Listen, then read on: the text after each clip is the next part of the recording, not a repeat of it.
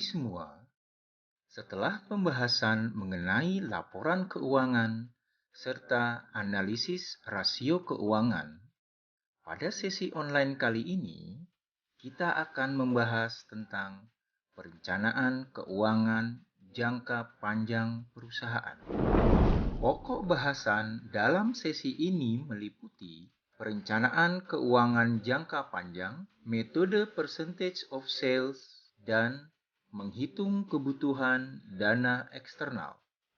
Menurut Ross et al. Tahun 2013, perencanaan keuangan perusahaan adalah sebuah pernyataan mengenai apa yang akan dilakukan perusahaan di masa yang akan datang. Proses perencanaan melibatkan investasi pada aset dan penentuan kebutuhan pendanaan eksternal perusahaan.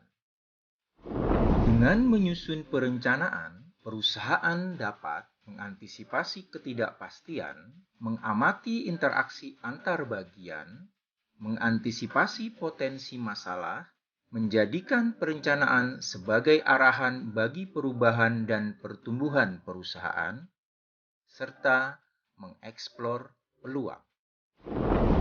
Pendekatan sederhana dalam menyusun perencanaan keuangan jangka panjang adalah pendekatan persentase penjualan atau percentage of sales approach, di mana pendekatan ini melibatkan keterkaitan antara pertumbuhan dan pendanaan.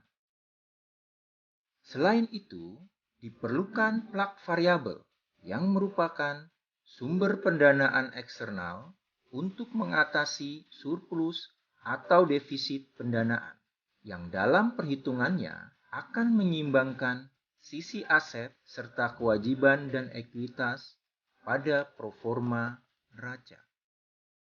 Pendekatan percentage of sales ini menggunakan proforma laporan laba rugi dan proforma neraca yang disusun berdasarkan laporan keuangan historis dengan beberapa asumsi dalam membuat proyeksi untuk masa mendatang.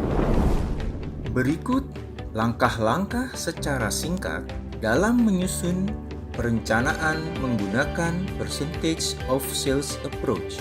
Pertama, menyusun proforma laba rugi.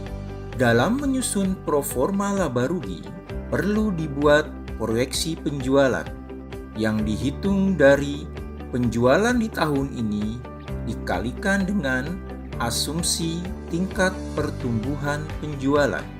Cara sederhana dalam memperkirakan pertumbuhan penjualan adalah berdasarkan pertumbuhan penjualan pada tahun-tahun sebelumnya.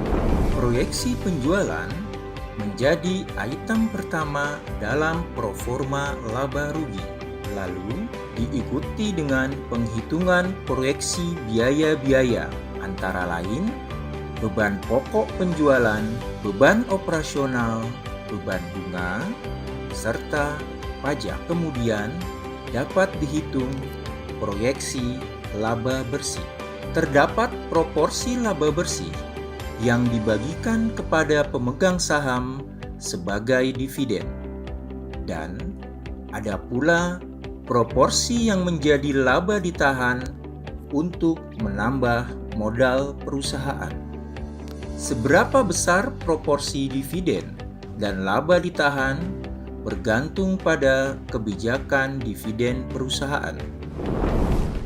Kedua, menyusun proforma neraca. Dalam menyusun proforma neraca, perlu dibuat proyeksi total aset serta pendanaan untuk mendukung pertumbuhan penjualan.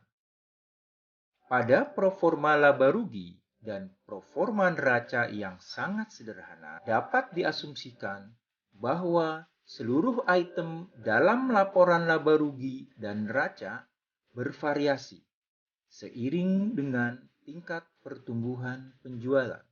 Akan tetapi, untuk menyusun lebih lanjut proforma laba rugi dan proforma neraca, perlu diperhatikan item apa saja yang bervariasi seiring dengan perubahan penjualan, dan item apa yang tidak terpengaruh atau tidak berubah walaupun penjualan naik atau turun.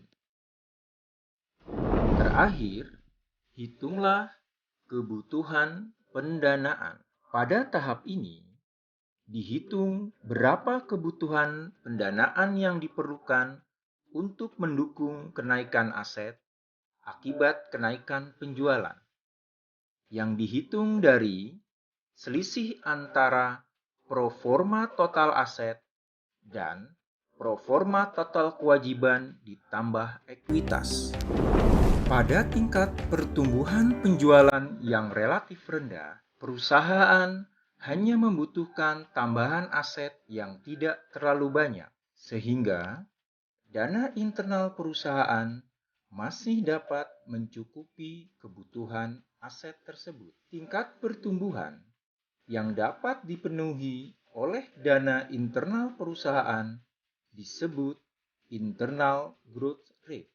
Cara menghitungnya, internal growth rate sama dengan ROA dikali retention rate dibagi dengan 1 minus ROA dikali retention rate, di mana retention rate adalah flowback ratio atau 1 minus dividend payout ratio.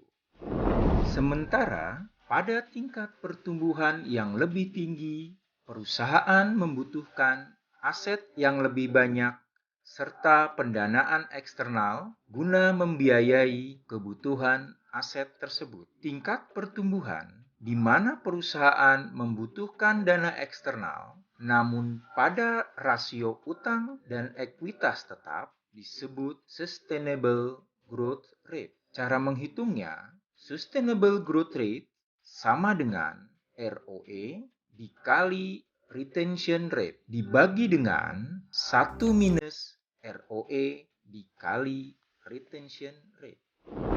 Dalam analisis Dupont yang telah dibahas pada sesi sebelumnya, diketahui bahwa ROE dapat didekomposisi menjadi 3 komponen, yaitu profit margin, total asset turnover, dan equity multiplier. Sementara penghitungan sustainable growth rate melibatkan ROE dan retention ratio. Dengan demikian, sustainable growth rate perusahaan dipengaruhi oleh profit margin, yaitu seberapa efisien perusahaan mengelola biaya-biaya, asset turnover, yaitu seberapa efisien utilisasi aset perusahaan, penggunaan utang atau leverage, serta kebijakan dividen perusahaan. Demikian penjelasan mengenai perencanaan keuangan perusahaan. Untuk mengetahui lebih lengkap mengenai topik ini, silakan hadir di kelas online masing-masing. Terima kasih, tetap semangat ya. Sampai jumpa.